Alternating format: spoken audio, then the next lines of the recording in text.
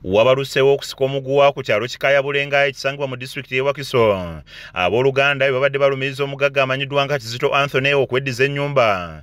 Bo gye bagamba nti ya kitaabwe kati omugenzi. Abooluganda abadde bakulembeddwamu ssengaabwe Namukadde Namuddu Gaatu bakedde kuzingako maka gano. Wabula ng'eno basanze enzigi enkadde zonna zaggiddwa mu nnyumba ne musibwamu empya era nga bano balabiddwako nga beetoolodde amaka gano oluvannyuma lw'okusanga Kizito nga taliiwo nga gwe basanzeewo bwagezezzaako okubenganga kataba muyiseemu ensambagere.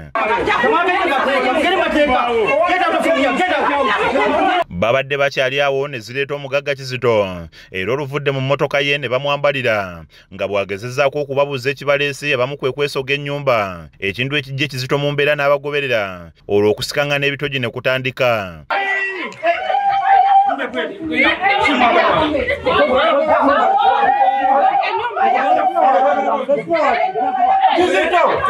Ono abalagidde okufuluma ennyumba ye ne bawalira bw'atyo n'akozesa amaanyi okubafulumya era n'abalagira n'okwamuka amaka ge. Abooluganda abalaba ebiri bityo kwe kukwata emiggo n'amayinja ne batandika okulangira Kizito obubbi n'obukumpanya nga bagamba nti ennyumba gye yeeyagaliramu ya kitaabwe Ssemmambo Peter kati omugenzi. Aleeta ebiwandiiko nga si wa kitaffe nga wowe gwagamba nti yenda nnyiniwo. Oyo omukadde oyo jjajja waffe. Wano Kizito abaanukudde era n'abalangira okwagala eby'obwereere ng'abategeeza nti ennyumba gye bamulangira okubba yagigula ku Ssessanga Peter eyagisikira okuva ku mugenzi nga tewali nsonga lwaki abooluganda bwe bamulumba okuggyako nga baagala kumubba. Twagulwa Charles Ssemmambo n'afa abaana be ne batunda era endagano tuzirina bano beekwasa olwokuba bakozesezza omugagga abakozese mbu bakomewo bakayane mbu balina akakwate bajja n'abatuuze kwe bali.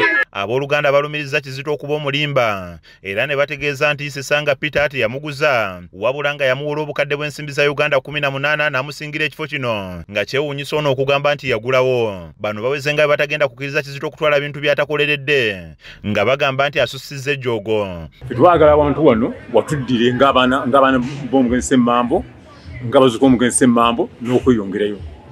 Fekisinga okufuluma omuntu okujja wano akutwalirawo nga atwala mu ngeri ya kibbi era nga bwe bagikoze eki. Bano bagamba nti bakwasa ennaku okusanga ng'agaali amaka kati gamenyeddwamu emizigo ng'ebintu ebyalemu byonna byabbibwa. Yali ennyumba yonna nga emyezi gy'entuufu awali amadirisa onolangiza akonako n'omugiri ya nankani ya kifere. Tetugenda kukkiriza Kizito azze ku kyalo kuno myaka agenda kumpanya ebintu by'abantu. Namukadde Namuddu Gaatu nga esenga w'abooluganda bano ategeeza nti ekifo kino tekitundibwa nga ne Ssessanga Kizito gwagamba okukigulako talina lukusa lukitunda. Twagala nnyumba yaffe tetutunda kubanga nze ko tetwatundawo twagala ttaka lyaffe na nnyumba yaffe.